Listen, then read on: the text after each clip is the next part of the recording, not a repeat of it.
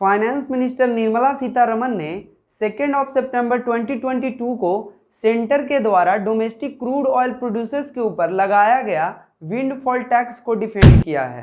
नमस्कार दोस्तों, मगध से आपका स्वागत किया जाता है।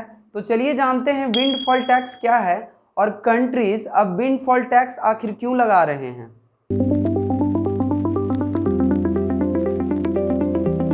सबसे पहले बात करते हैं कि विंडफॉल टैक्स क्या है।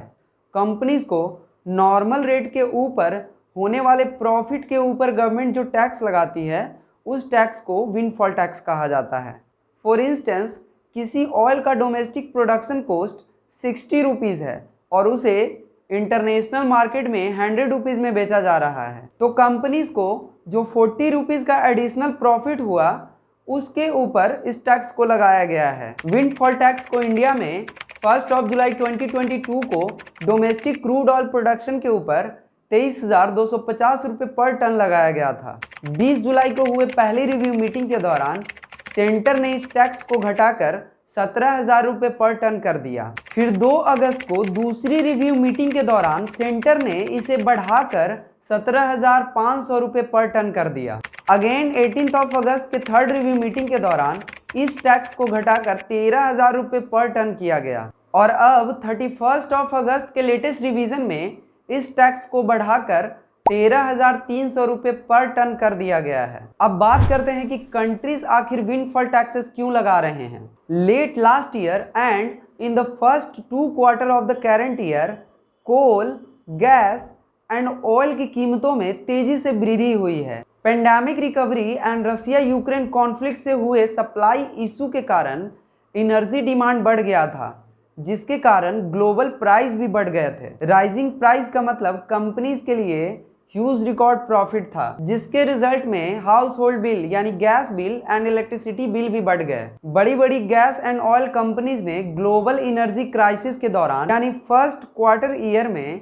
इमोरल तरीके से सिर्फ अपने लालच के कारण करीब $100 बिलियन का कंबाइंड रिकॉर्ड प्रॉफिट किया है।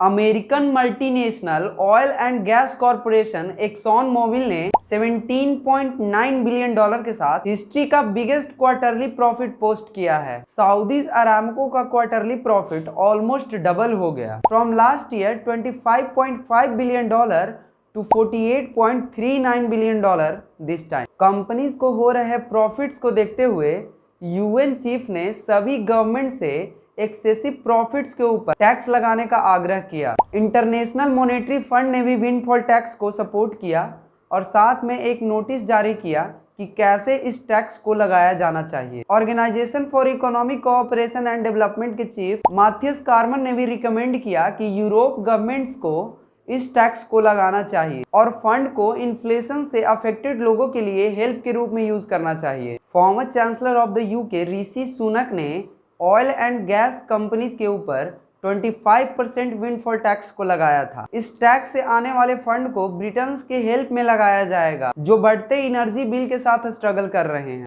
जर्मनी ने देश के सिटीजन्स को बढ़ती इन्फ्लेशन से बचाने के लिए विंडफॉल टैक्स को लगाया है। Italy already 25% one time windfall tax लगा चुका है। स्पेन ने टेम्पोररी विंडफॉल टैक्स लगाया है for extra ordinary profits earned in 2022 and 2023।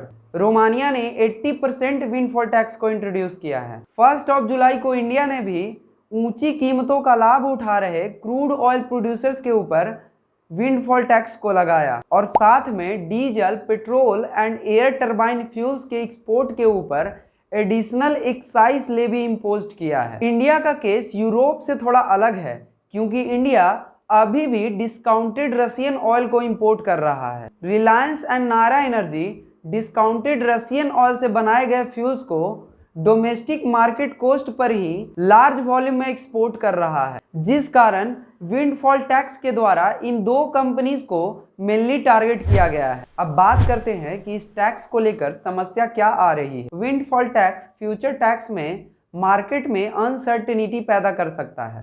Temporary windfall profit tax future investment को भी घटा सकता है। कंपनीज इस बात पर भी बहस कर सकती है कि इंडस्ट्रीज हर यूजर तक पेट्रोलियम पहुंचाने का रिस्क ले रही है, तो यह प्रॉफिट्स उनके लिए रिवॉर्ड है। अनदर इशू है कि किन किन कंपनीज के ऊपर टैक्स लगाना चाहिए। प्राइस हाई होने के लिए सिर्फ बड़े कंपनीज रिस्पॉन्सिबल हैं या छोटे कंपनीज भी हैं। इसके अलावा Italian power oil and gas company के द्वारा विंडफॉल टैक्स का 40% इंस्टॉलमेंट नहीं चुकाया गया, जिसके कारण लगभग $9 बिलियन रेवेन्यू शॉर्टफॉल के साथ गवर्नमेंट को छोड़ना पड़ा। इसी तरह के टैक्स को जब 1980 में यूएस में लगाया गया था तो डोमेस्टिक ऑयल प्रोडक्शन को घटाकर इंपोर्ट्स को बढ़ा दिया था। ऐसे इंफॉर्मेटिव वीडियो के लिए हमारे इस चैनल को सब्सक्राइब कर लें।